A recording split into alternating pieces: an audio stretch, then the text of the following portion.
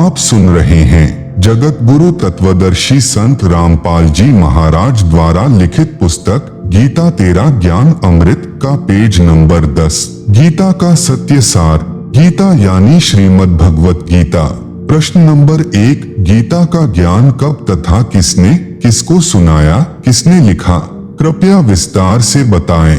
उत्तर, श्रीमद् भगवत गीता का ज्ञान श्री कृष्ण जी के शरीर में प्रवेश करके काल भगवान ने, जिसे वेदों व गीता में ब्रह्म नाम से भी जाना जाता है, अर्जुन को सुनाया। जिस समय कौरव तथा पांडव अपनी संपत्ति अर्थात दिल्ली के राज्य पर अपने अपने हक का दावा करके युद्ध करने के लिए तैयार हो गए थे, दोनों की सेनाएं आमने सामने कुरुक्षेत्र के मैदान में खड़ी थी। अर्जुन ने देखा कि सामने वाली सेना में भीष्म पितामह, गुरु द्रोणाचार्य, रिश्तेदार, कौरवों के बच्चे, दामाद, बहनोई, ससुर आदि लड़ने मरने के लिए खड़े हैं। कौरव और पांडव आपस में चचेरे भाई थे।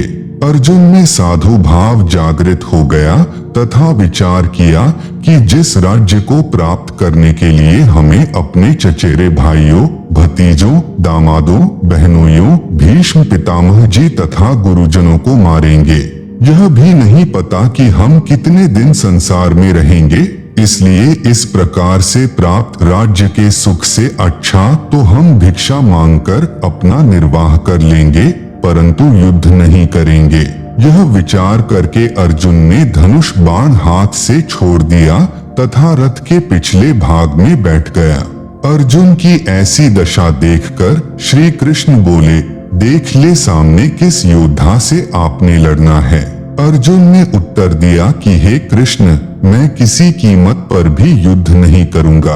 अपने उद्देश्य तथा जो विचार मन में उठ रहे थे उनसे भी अवगत कराया। उसी समय श्री कृष्ण जी में काल भगवान प्रवेश कर गया, जैसे प्रेत किसी अन्य व्यक्ति के शरीर में प्रवेश करके बोलता है। ऐसे काल ने श्री कृष्ण के शरीर में प्रवेश करके श्रीमद् भगवत गीता का ज्ञान युद्ध करने की प्रेरणा करने के लिए तथा कलयुग में वेदों को जानने वाले व्यक्ति नहीं रहेंगे। इसलिए चारों वेदों का संक्षिप्त वर्णन व सारांश गीता ज्ञान रूप में 18 अध्यायों में 700 श्लोकों में सुनाया। श्री कृष्ण को तो पता नहीं था कि मैंने क्या बोला था गीता ज्ञान में।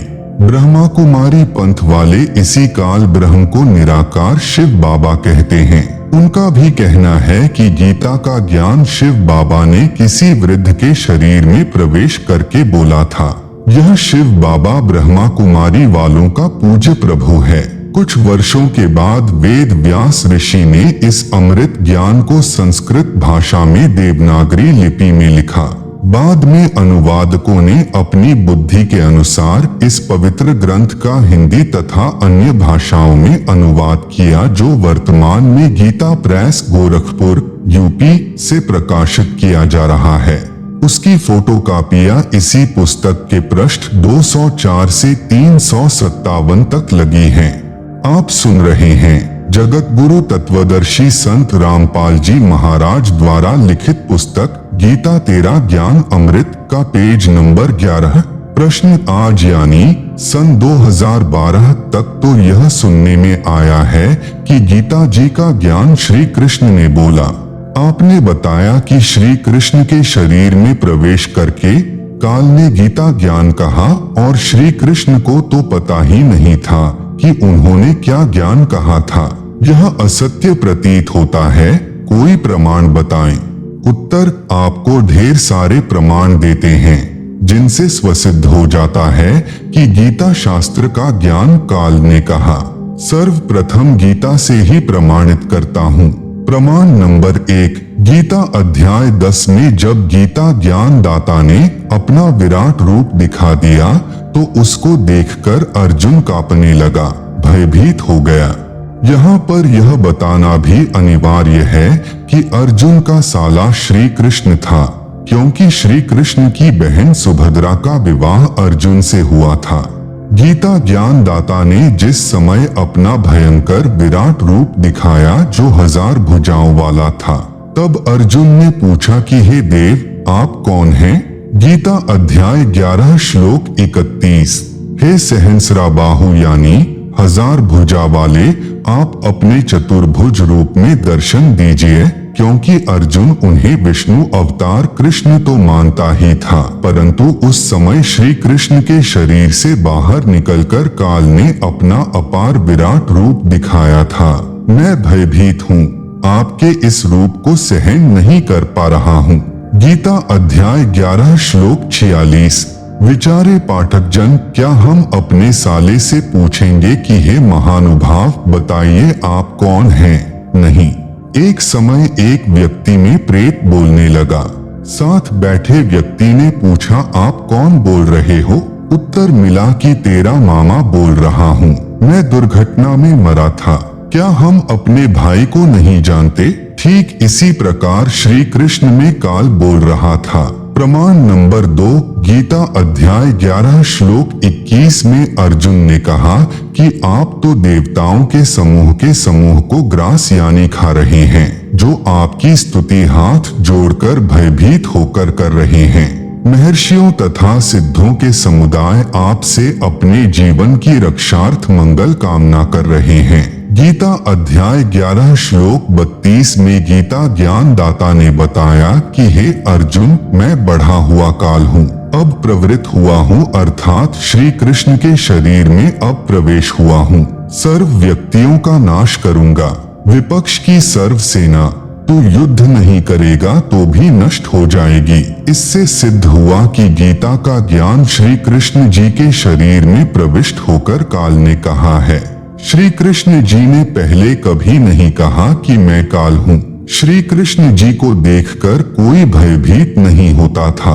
गोप गोपियां, ग्वाल बाल, पशु पक्षी सब दर्शन करके आनंदित होते थे। तो क्या श्री कृष्ण जी काल थे? नहीं।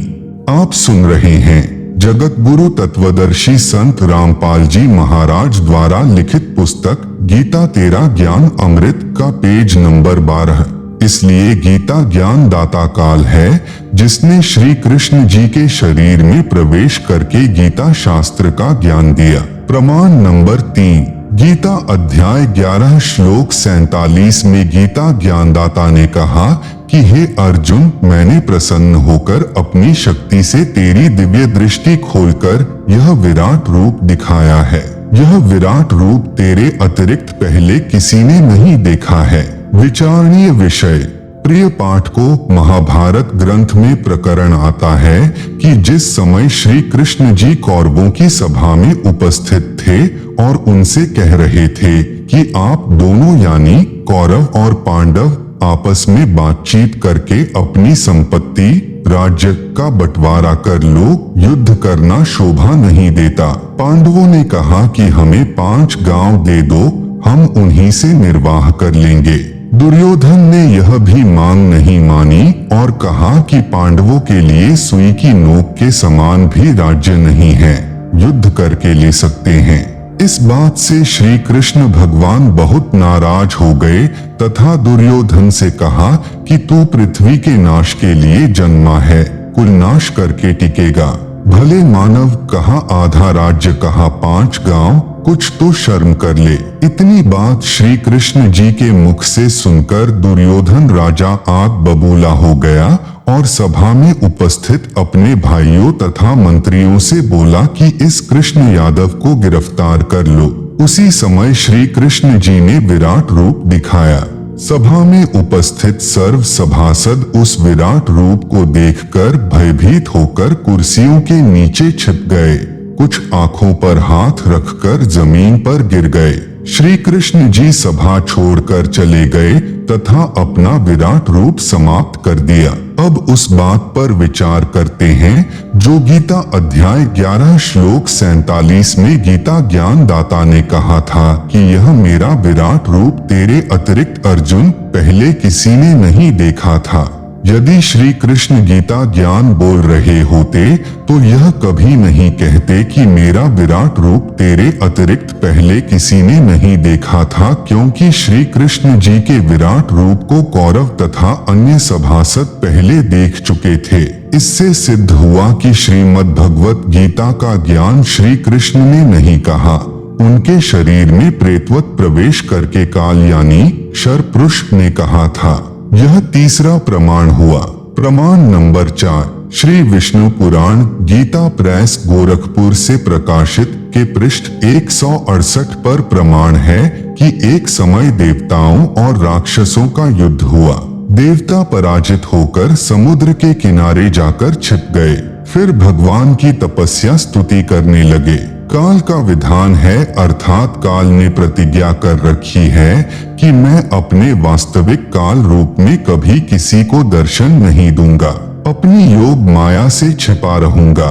प्रमाण गीता अध्याय 7 श्लोक 24 से 25 में। इसलिए यह काल यानी शरपुरुष किसी को विष्णु जी के रूप में दर्शन देता है, किसी को शंकर जी के रूप में, किसी को ब्रह्मा जी के रूप में दर्शन देता है।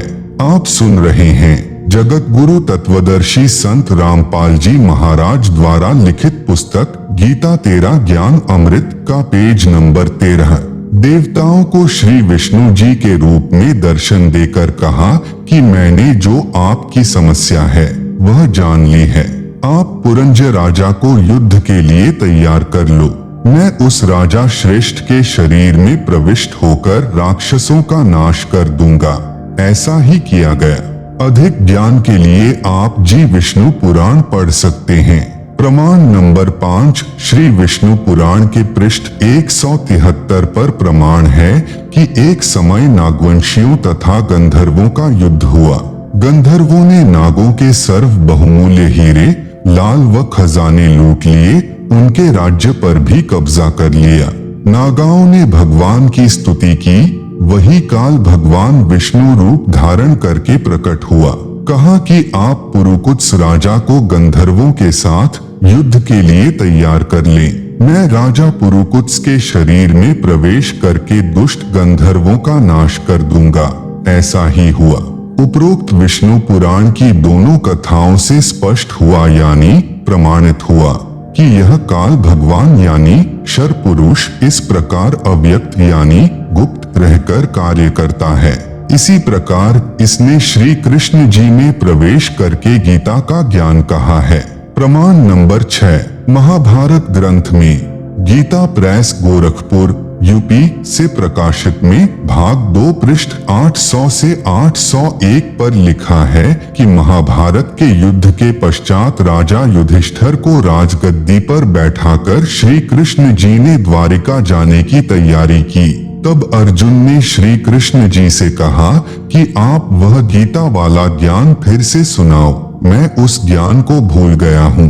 श्री कृष्ण जी ने कहा कि हे अर्जुन, आप बड़े बुद्धिहीन हो, बड़े श्रद्धाहीन हो। आपने उस अनमोल ज्ञान को क्यों भुला दिया? अब मैं उस ज्ञान को नहीं सुना सकता क्योंकि मैंने उस समय योग युक्त होकर गीता का ज्ञान सुनाया था। विचार करें, युद्ध के समय योग युक्त हुआ जा सकता है तो शांत वातावरण में योग युक्त होने में क्या समस्या हो सकती है? वास्तव में यह ज्ञान काल ने श्री कृष्ण में प्रवेश करके बोला था। श्री कृष्ण जी को स्वयं तो वह गीता ज्ञान याद नहीं। यदि वे वक्ता थे तो वक्ता को तो सर्व ज्ञान याद होना चाहिए। श्रोता को तो प्रथम बार में 40% ज्ञान याद रहता है। इससे सिद्ध है कि गीता का ज्ञान श्री कृष्ण जी में प्रवेश होकर काल यानी शरपुरुष ने बोला था। उपरोक्त प्रमाणों से स्पष्ट हुआ कि श्रीमद् भगवत गीता का ज्ञान श्री कृष्ण ने नहीं कहा। उनको तो पता ही नहीं कि क्या कहा था। श्री कृष्ण जी के शरीर में प्रवेश करके काल पुरुष यानी शरपुरुष ने बोला था। प्रश्न 2, काल पुरुष कौन है? उत्तर, इसके लिए पढ़ें सृष्टि रचना जो पृष्ठ 120 पर लिखी है। प्रश्न 3, काल भगवान अर्थात ब्रह्म अविनाशी है या जन्मता मरता है? उत्तर, जन्मता मरता है।